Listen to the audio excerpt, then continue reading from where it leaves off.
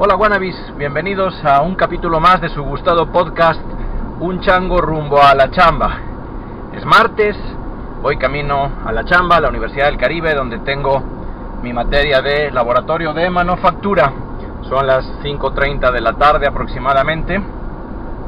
Y el día de hoy vamos a hablar de un tema que es de mucho interés, sobre todo para la generación del milenio, y es el tema de las energías renovables, y particularmente de una de la que a lo mejor no se habla tanto como se debiera, que son los calentadores solares de agua. El tiempo en Cancún, como siempre mi reporte meteorológico, aproximadamente 32 grados, bastante humedad porque llovió en la noche, tenemos amenaza de lluvia, sin embargo el cielo se ve despejado a ratos. Está agradable, pero con la humedad un poquito alta. Déjenme decirles que yo pertenezco a una generación que mucha gente identifica con Madonna, y a Madonna le llamaban la chica material. La generación de los que nacimos en los 80, los llamados generación X, realmente no teníamos una gran preocupación por la situación medioambiental, por los hidrocarburos, por ninguna situación de esta. Nuestras preocupaciones eran o más serias o más triviales. Más serias al inicio de los 80 por el miedo a una conflagración mundial de tipo nuclear. En Estados Unidos, a inicio de la década de los 80, lanzan una película llamada Un día después, que narra las consecuencias de un bombardeo preventivo soviético sobre territorio norteamericano. Y esta fue una película que influenció grandemente a Estados Unidos y a todos los países occidentales. La gente empezó, bueno, al principio hubo hasta compras de pánico, pero después de un rato, como vivían con la espada de Damocles constantemente encima, su principal preocupación era vivir bien y consumir. Realmente a nadie le preocupaba lo que le pudiera pasar al planeta por cuestiones de medio ambiente a largo plazo, porque la preocupación de corto y mediano plazo de una guerra nuclear era mucho mayor. Entonces fuimos una generación que nació y creció prácticamente sin preocuparse por cuestiones medioambientales. De hecho, en los 70 había habido una carestía del petróleo. Los países de la OPEP, la Organización de Países Exportadores de Petróleo, habían negociado la cantidad de petróleo que se podía producir, es decir, controlaban la demanda para, a partir de controlar la demanda, controlar el precio. Hubo carestías, escaseces y demás a finales de los 70, pero para cuando nosotros vivimos en los 80 el petróleo ya no era una preocupación, su costo era relativamente económico, y pues todos andábamos en carro aunque tuviéramos que ir a 100 metros de la casa. Como les digo, éramos la generación material. Pero a inicios de los 90 colapsa el sistema soviético, cae el muro de Berlín, se unifica Alemania, crece la Unión Europea y empiezan a trasladarse las preocupaciones de las personas hacia otro rubro. Uno de ellos, un rubro importante, fue la cuestión de la igualdad social, y el otro, sin duda alguna, fue la cuestión medioambiental. Para ese entonces empezaron a surgir informes que decían que los clorofluorocarbonos, las sustancias que se utilizaban en los sprays, estaban acabando con la capa de ozono. Se estaba haciendo un agujero en la capa de ozono, por ese agujero entraba la radiación solar sin filtrarse y esto provocaba un calentamiento global, y se empezó a hablar del tema del calentamiento global. Se prohibieron los CFCs, los clorofluorocarbonos, se empezaron a reemplazar por otro tipo de sustancias, pero de alguna manera ya toda esta cuestión ecológica estaba caminando. Ya queda en cada quien si están o no están de acuerdo con el calentamiento global, como le llaman en la actualidad el cambio climático. A mí me parece un término bastante tonto. El clima, por definición, está en constante cambio. No podemos asegurar, a mi juicio, que esté cambiando para aumentar la temperatura. Es posible que nos encontremos en medio de un ciclo interglaciar, nadie sabe, pero el hecho es que toda esta cuestión medioambiental llegó para quedarse. Muchos de los que mantenían ideas socialistas previamente se volcaron a los asuntos medioambientales como la causa de su vida. Varios premios Nobel, todos ellos de corte bastante izquierdista, empezaron a apoyar esta cuestión y se convirtió en la preocupación principal y preocupación de moda. Y bueno, de la mano de eso vinieron oportunidades de negocios para las ingenierías. No hay mal que por bien no venga, como dicen. Y entonces empezó a desarrollarse toda una serie de tecnologías energéticas que, si bien existían con anterioridad, prácticamente no se habían puesto en marcha por la facilidad, comodidad y economía del petróleo. Entre ellas, la energía solar fotovoltaica, es decir, aprovechar la radiación solar para producir diferencias de potencial eléctrico de voltaje en placas que, acumuladas adecuadamente, funcionan como una batería, producen corriente directa.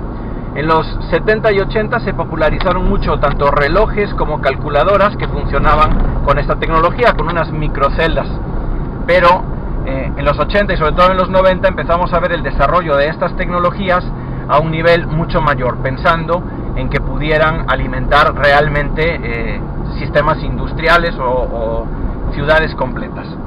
La verdad es que todo parece apuntar que en estos momentos la energía solar fotovoltaica todavía no es una alternativa para el petróleo. Se requiere un metro cuadrado de celda solar, debe de estar produciendo, en el mejor de los casos teóricos, unos 600-700 watts.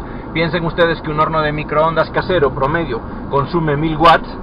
Necesitarías una cantidad muy grande de celdas solares para poder depender exclusivamente de ellas. Y por supuesto está el problema obvio de que el sol solamente produce energía para nosotros durante el día, lo cual requiere de sistemas de acumulación, baterías, bancos de baterías, que encarecen mucho este tipo de proyectos. La otra situación que deviene es que la energía que producen es corriente directa, y la mayoría de nuestros sistemas eléctricos producen o requieren más bien de corriente alterna, y por lo tanto se necesita de un tipo de aparatos que se conocen con el nombre de inversores, que lo que hacen es convertir la corriente directa en corriente alterna, fundamentalmente a través de una técnica que se llama modulación de ancho de pulso, y que son aparatos relativamente caros, sobre todo cuando los vamos a hacer trabajar con potencias altas. Por tanto, si bien suena maravilloso el asunto de la energía solar fotovoltaica, la realidad es que todavía estamos lejos de poder depender por completo de ella. Necesitaríamos enormes extensiones de paneles solares y enormes cantidades de bancos de baterías para almacenar la energía. Todo se ha dicho. En la actualidad en Estados Unidos existe algo que desarrolló el presidente Obama y que se llama ARPA-E. ARPA son las siglas de Advanced Project Research Agency, o Agencia de Proyectos de Investigación Avanzada.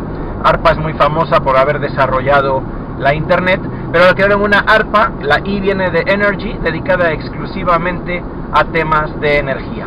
Y han rescatado algunos otros modos de acumular energía que se habían descubierto años o incluso siglos antes y que prácticamente se habían dejado en el abandono. Por ejemplo, sistemas inerciales, ¿no? Enormes ruedas metálicas, como los volantes de los motores de combustión interna, que cuando hay energía se les inyecta energía y se ponen a girar, y cuando se acaba la energía, por su propia inercia continúan girando. Entonces, pues en realidad son una especie de acumulador energético, pero lo acumulan en forma de energía potencial, en forma de momento de inercia, en lugar de acumularlo en forma de energía química o energía eléctrica. De todas maneras, todas estas ideas siguen siendo experimentales y todas distan demasiado de poderse emplear como un sustituto completo de la energía derivada de los químicos del petróleo. Por cierto, que no es la única forma de sacarle energía al sol. Otra forma en la que se puede hacer es mediante energía solar, pero térmica. Si uno concentra la luz solar en un punto, produces un gran aumento de temperatura, y eso se puede utilizar para vaporizar líquidos, y pues básicamente lo mismo que hacían a inicios de la revolución industrial quemando madera para vaporizar agua, es decir, la época del vapor.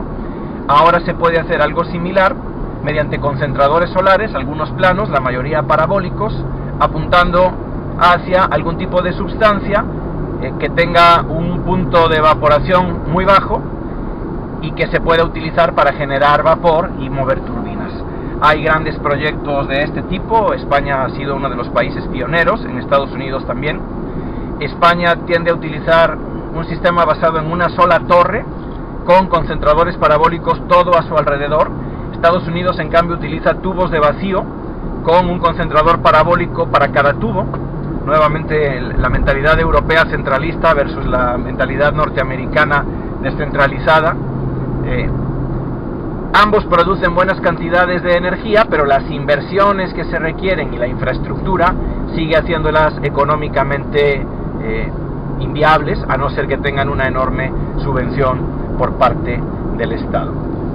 Pero en fin, calentar líquidos o agua a través del sol es una buena alternativa. Nada más para completar la idea, voy a regresar a este punto de los calentadores solares de agua, aunque de una manera distinta.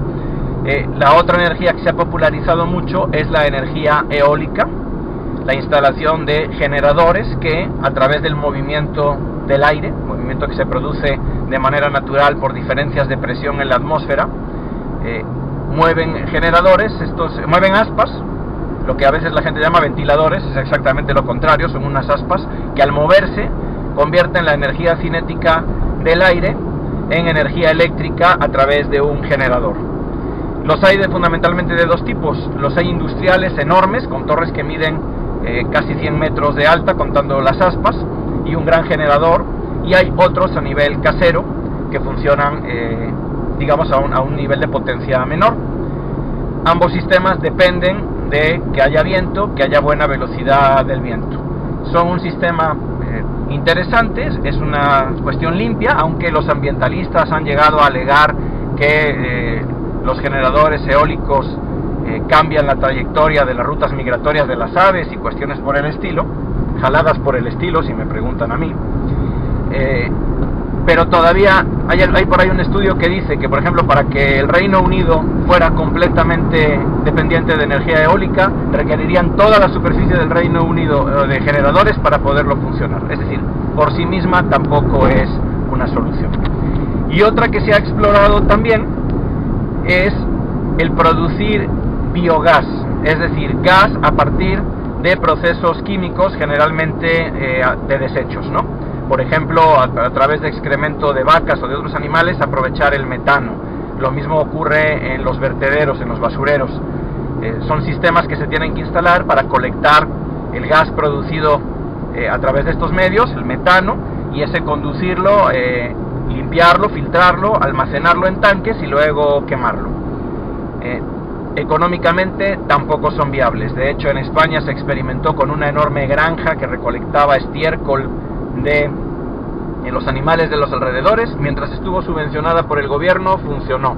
Cuando llegó la crisis y le quitaron la subvención, ahí se quedaron varias cientos de toneladas de estiércol al aire libre, apestándole la vida a todos los vecinos.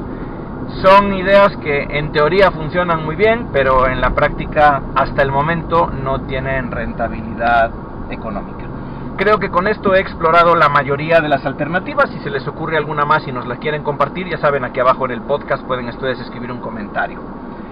De entre todas estas, una de las que menos se habla, de las que menos parece preocuparle a la gente, es calentar el agua para nuestra regadera o calentar el agua para nuestra llave de manos utilizando energía solar.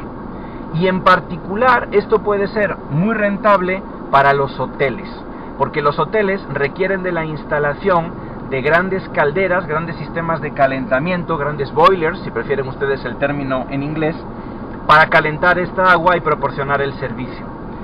En el caso específico de Cancún y de toda la zona donde fundamentalmente los hoteles atienden a turismo más que a personas de negocios, por el tipo de vida que se lleva, si ustedes se dan cuenta, la gente se desvela mucho, se levantan tarde en la mañana. El gringo promedio yo creo que se anda levantando a las 11, 11 y media de la mañana. Si van ustedes a las 9 de la mañana a un restaurante de un hotel all inclusive en Cancún, van a encontrar exclusivamente mexicanos y algún que otro asiático.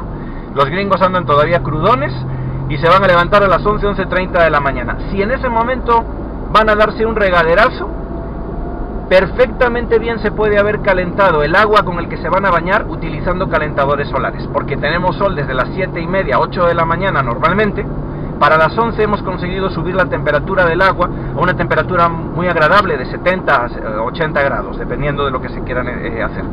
Y esto ahorra bastante dinero en la adquisición de gas o de diésel, que son los sistemas con los que normalmente se da el calentamiento. Curiosamente, los hoteleros casi no preguntan por este tipo de sistemas. Ellos insisten mucho en los sistemas solares fotovoltaicos porque creen que su principal gasto se encuentra en los aires acondicionados.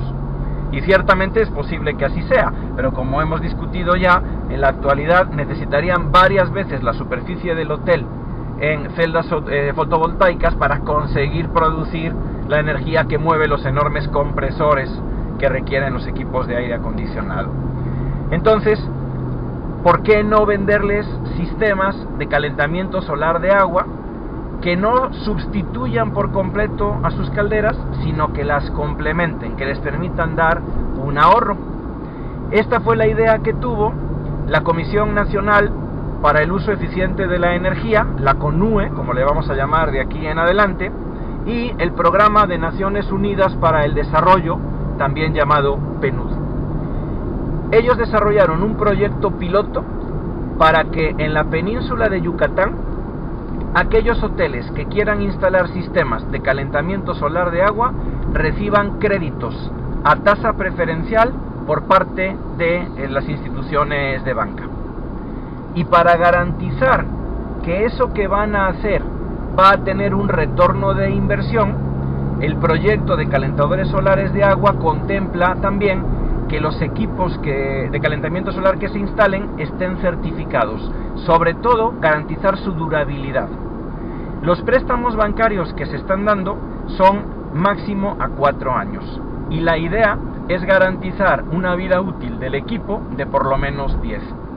El retorno de inversión se logra precisamente en los 4 años, es decir, la idea es que con lo ahorrado en diésel, en gas o en el tipo de combustible que estén utilizando, se pueda pagar el crédito durante esos 4 años y todavía tienes 6 años más por lo menos de utilidades con el proyecto.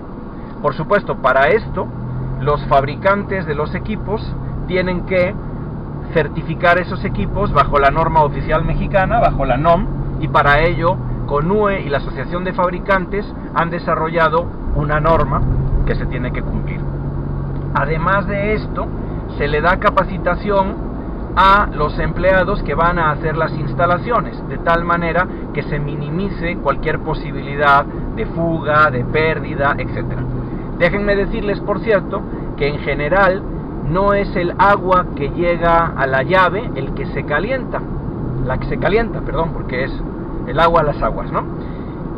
Lo que se hace normalmente es utilizar un intercambiador de calor, es decir, lo que pasa por el sistema de calentamiento solar es un líquido generalmente parecido al glicol o al glicol que finalmente llega a un intercambiador, unas placas metálicas que transfieren el calor adquirido por el glicol al agua que se coloca en un tanque de almacenamiento.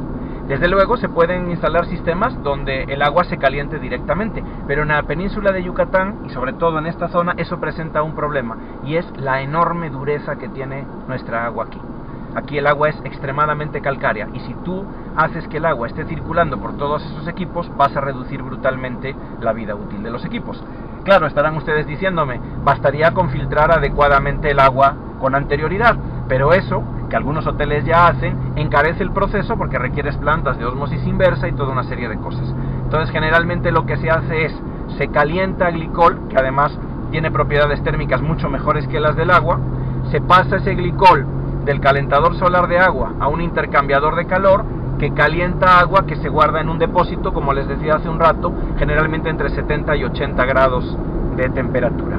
Y esa agua cuando se requiere es cuando abrimos la llave y es la que nos llega. Entonces, el proyecto es un proyecto redondo, porque CONUE y PNUD garantizan que fabricantes e instaladores están poniendo los equipos que realmente se necesitan y los equipos que van a durar.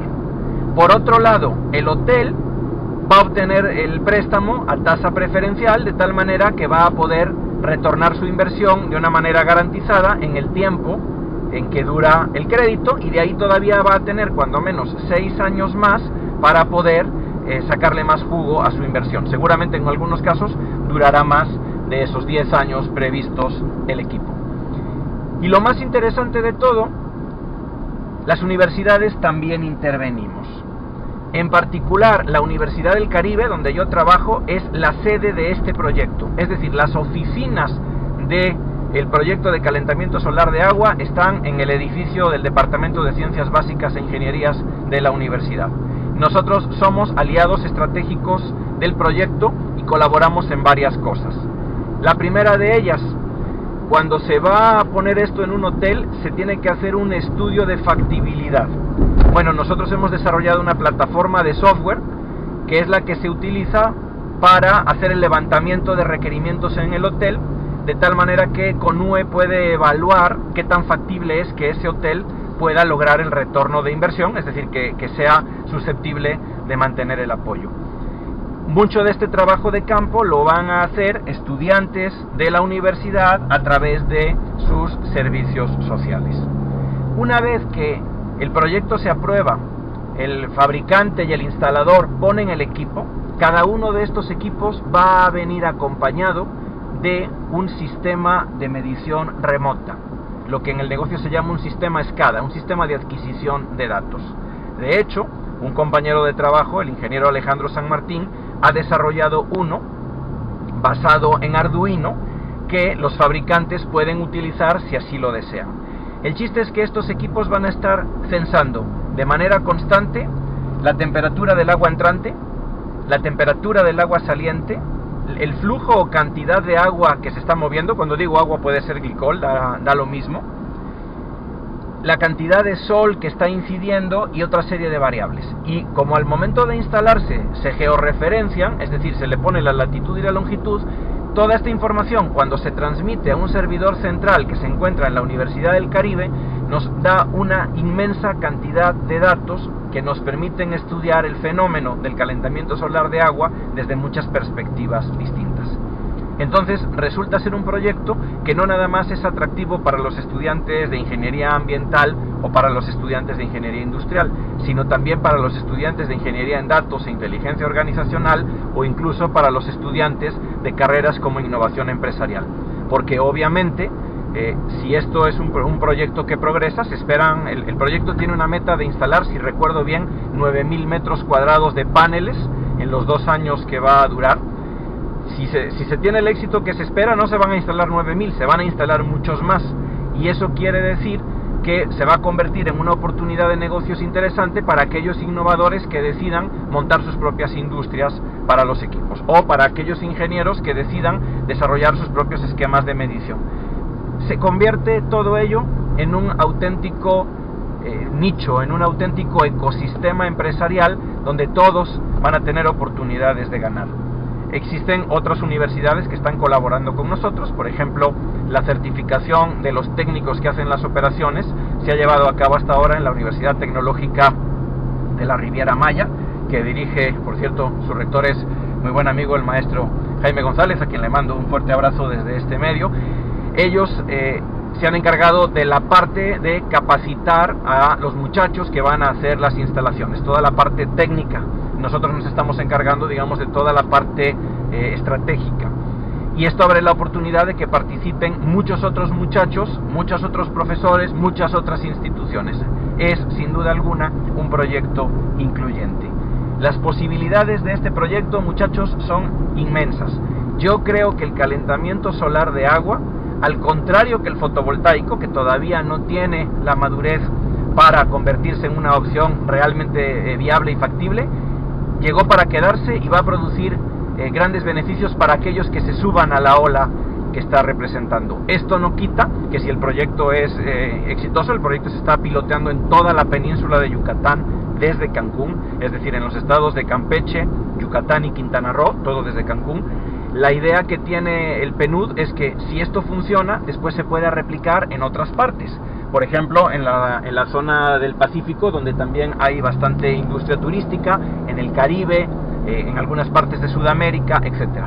Pero yo creo que además esto se va a convertir en la puerta de entrada para no nada más el calentamiento solar, sino industrias como la fotovoltaica y como la eólica. Estamos dando tiempo de que esos nichos de mercado maduren, que la tecnología sea más rentable, y demostrando al mismo tiempo que se pueden hacer cosas rentables con las energías renovables. Es decir, que no es una idea de hippies, sino que realmente tiene fondo.